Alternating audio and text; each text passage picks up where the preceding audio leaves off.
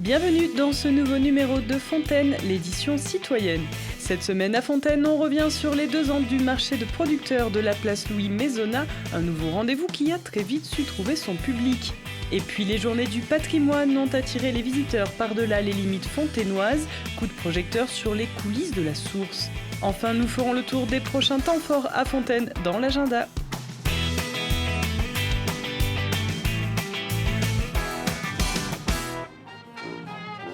Créé en septembre 2017, le marché de producteurs de la place Louis Maisonnat a soufflé sa 2e bougie en musique et aux côtés des Fontainois qui le font vivre chaque mercredi après-midi. Pensé comme une offre complémentaire au marché déjà existant sur Fontaine, il s'axe sur la production locale, le bio ou encore la vente en direct du producteur au consommateur. Une initiative qui profite pleinement de la tendance à consommer mieux, plus responsable, plus sain. Présent de 15h à 19h ou 20h selon la saison, il permet aussi aux habitants, moins disponibles le matin, de pouvoir faire leurs achats dans ces horaires décalés. 2 points forts grâce auxquels le marché de producteurs n'a cessé de s'agrandir. 80% de la clientèle est là tous les mercredis, qui neige, qui vendent, qui est 50 cm de neige, il n'y a pas de souci, ils viennent. Parce qu'ils viennent aussi pour le produit, pour la qualité et pour le relationnel. Enfin, moi personnellement, ça me tenait à cœur de venir sur un marché de producteurs, proposer mes produits directement aux personnes. Les gens sont très sensibles aussi aujourd'hui à ce qu'ils mangent. Bien sûr. Et voilà, moi pour le miel, on me demande si c'est du vrai miel. Alors des fois ça peut être un peu offensant, mais après on leur explique voilà, notre façon de travailler et ils apprécient. Voilà. De toute façon, quand on a lancé le marché avec la mairie de Fontaine, c'était déjà un succès. Il y a toujours autant de monde, donc c'est un plaisir de venir chaque semaine. Les membres du marché de producteurs de Fontaine, formés en union commerciale, se félicitent du chemin parcouru en 2 années d'existence. Ils espèrent poursuivre son développement en proposant toujours plus de produits variés, de liens humains et de circuits courts, le tout dans un esprit très fraternel. L'avantage qu'on a sur ce marché, c'est la première fois où vu que c'est un marché qui a été créé, qui n'était pas en place, il y a une solidarité entre nous. Le soir, on s'aide à démonter, ou l'autre, il a oublié sa prise, on lui prête une prise. Il y a un noyau, il y a du feeling, quoi. Et c'est important de nos jours, quoi.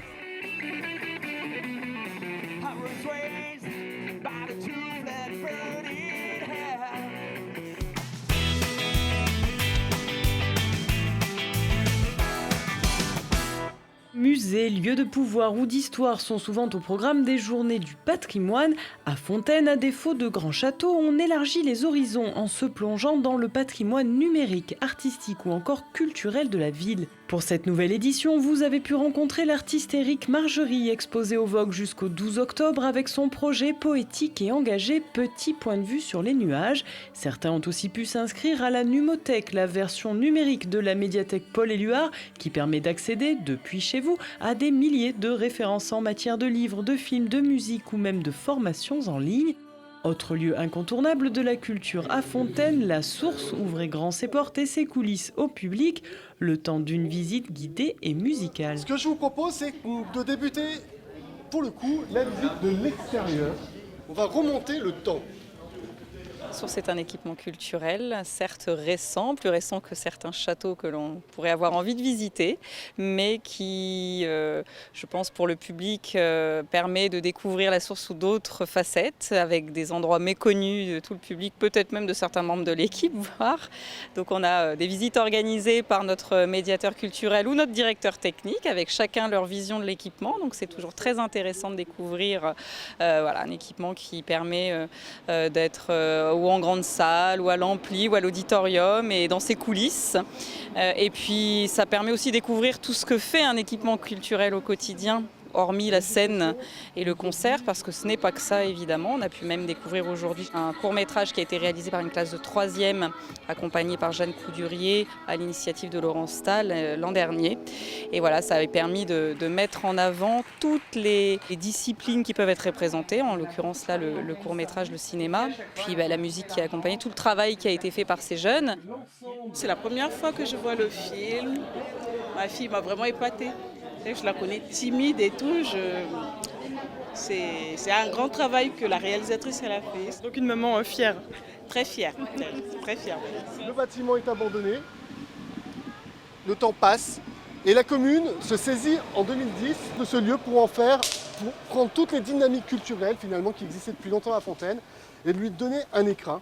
qu'est la source. Alors si je vous parle d'écrin, c'est pas du tout parce que je suis prétentieux et que je pense que mon lieu est le plus beau de la ville.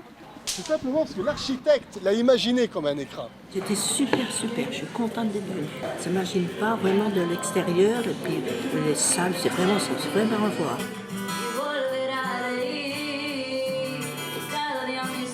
Voilà, la source fête ses 10 ans l'an prochain, donc quand même, elle rentre dans le patrimoine culturel de la France et de Fontaine.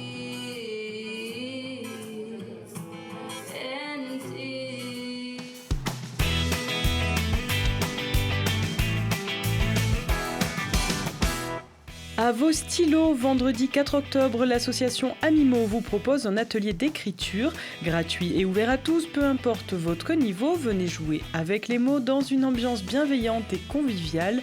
Rendez-vous à 18h30 à la médiathèque Paul-Éluard. Et puis tout au long du week-end, le parc de la Poya accueille la foire d'automne de Fontaine. Dès 9h, les visiteurs pourront profiter de nombreux stands d'animation, de restauration, des talents d'artisans d'ici ou d'ailleurs, d'une balade en calèche et bien sûr de la fête foraine pour les plus jeunes. Le programme complet est à retrouver sur le site internet de la ville, rubrique Agenda.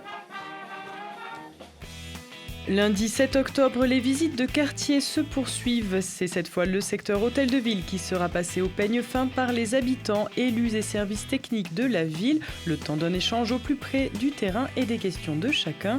Rendez-vous à 16h45 devant l'hôtel de ville pour le départ. Comment en sommes-nous arrivés là? Qu'est-ce qu'on a fait pour mériter ça? C'est la question à laquelle je vais répondre devant vous ce soir avec un maximum. Enfin, humour et musique s'entremêlent dans le spectacle Non mais t'as vu ce que t'écoutes de l'artiste Sapritch. L'ex-professeur au conservatoire s'est fixé pour mission de réunir auditeurs de musique sucrée et lecteurs de Télérama dans son histoire des musiques actuelles. À découvrir sur la scène de la Source, mardi 8 octobre à 19h30. Hé les enfants, cracher par terre, c'est mal. L'alcool, c'est mal. La drogue, non, la drogue c'est un peu différent.